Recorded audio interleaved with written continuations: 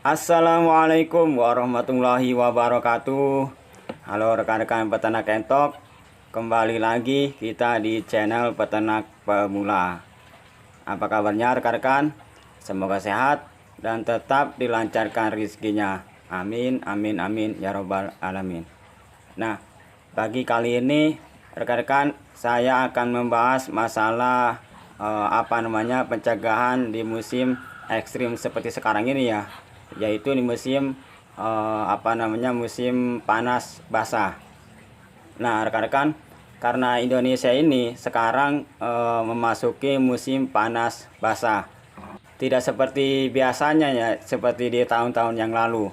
Indonesia itu biasanya kalau misalkan musim hujan tetap curah hujannya akan selalu tinggi. Nah begitupun sebaliknya, ketika di musim panas intensitas panasnya pun pasti akan tinggi. Nah, tapi berbeda di tahun ini, Indonesia memasuki musim panas basah, yang mana ketika musim panas pun seperti sekarang ini, Indonesia curah hujannya masih sangat tinggi. Makanya musim seperti inilah yang sangat dikhawatirkan bagi peternak entok. Nah, musim seperti ini pun tidak saja dikhawatirkan seperti peternak entok, seperti peternak ayam, ikan, burung, dan lain-lain. Itu pun sama, segala peternak itu sangat mengkhawatirkan musim seperti ini.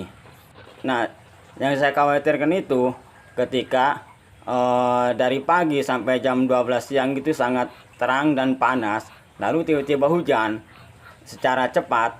Nah, perubahan cuaca seperti itu yang sangat riskan bagi saya. Nah, lalu bagaimana cara pencegahannya agar entok kita tetap sehat?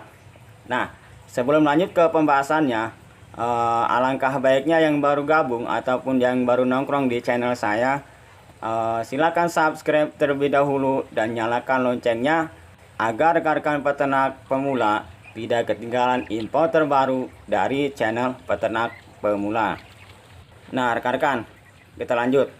Hal yang biasa saya lakukan untuk mencegah entok saya ini tetap sehat adalah yang pertama, usahakan tetap jaga kondisi kandang tetap kering.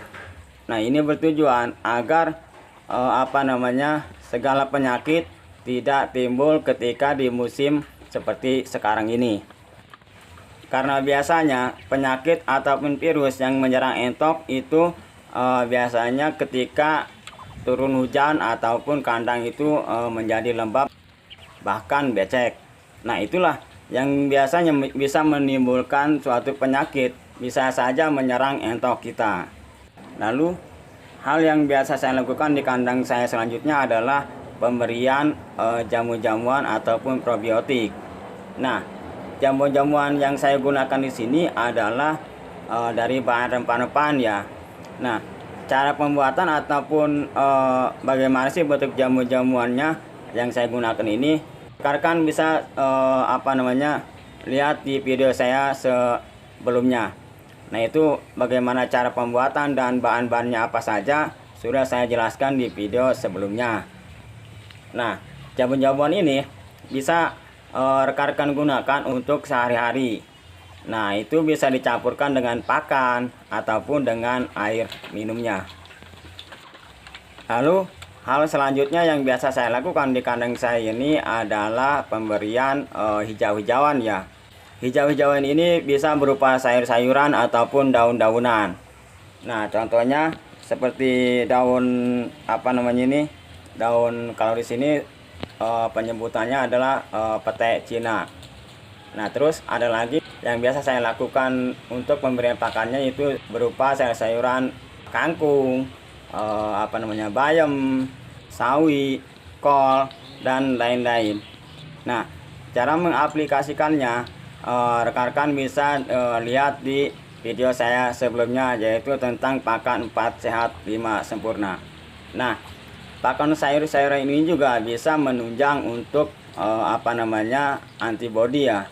Karena sayur-sayuran seperti yang kita tahu banyak sekali mengandung vitamin ataupun nutrisi penting untuk kesehatan entok kita. Dan selanjutnya, hal yang biasa saya lakukan agar entok saya bisa sehat di kandang ini adalah populasi. Populasi yang saya maksud di sini adalah menjaga populasi entok yang ada di kandang kita tidak terlalu over ataupun tidak terlalu kebanyakan. Nah, karena biasanya entok yang terlalu kebanyakan sedangkan kandangnya minim ataupun kecil, itu sangat beresiko ketika di musim seperti ini. Resikonya apa? Yaitu bisa mudah sekali terserang penyakit, terutama yaitu MB. Karena populasi yang terlalu banyak dan kandangnya sempit, biasanya kotorannya pun akan menumpuk banyak di dalam satu kandang.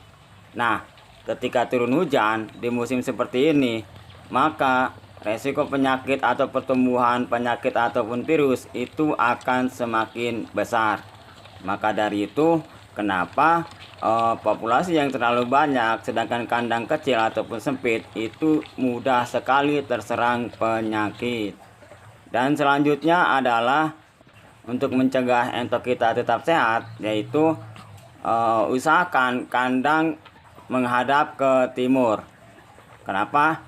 Nah, kandang ketika menghadap ke timur, otomatis sinar matahari akan mengenai ataupun masuk ke dalam kandang kita. Nah, ini sangat bagus ataupun sangat berpengaruh untuk kesehatan entok kita. Karena matahari pagi sudah jelas itu sangat bagus untuk kesehatan entok kita. Dan bisa juga mempercepat pengeringan kotoran yang ada di dalam kandang kita. Makanya ketika sinar matahari masuk itu sangat bermanfaat untuk kesehatan entok kita ataupun untuk mempercepat pengeringan kotoran yang ada di dalam kandang kita. Dan tahap selanjutnya adalah sanitasi. Sanitasi ini juga penting untuk menunjang sterilisasi kandang kita. Nah, sanitasi bisa dilakukan 1 minggu 2 kali ataupun 3 kali. Nah, lakukan sanitasi di sore hari ataupun benar-benar waktu di pagi hari, jangan di siang hari ya. Dan sanitasi ini bisa menggunakan desinfektan berupa Baiklin yang sudah dicampur dengan air. Dan perbandingannya 1:9 ataupun 1:10.